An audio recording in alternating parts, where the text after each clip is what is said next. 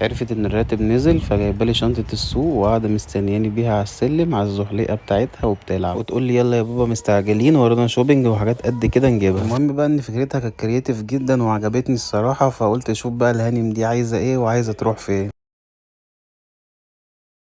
وصلنا الماركت بقى وخدت عربية صغيرة زيها كالعادة وقالت لي خليك انت في ظهري بس وتعالى وانا هقولك احنا هنعمل ايه.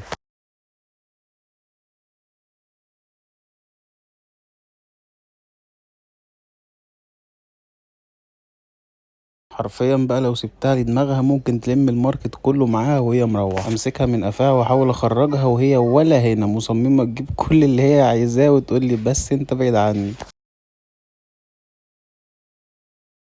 وخد لي بقى علبة الجبنة دي معانا عشان لما جوع بالليل.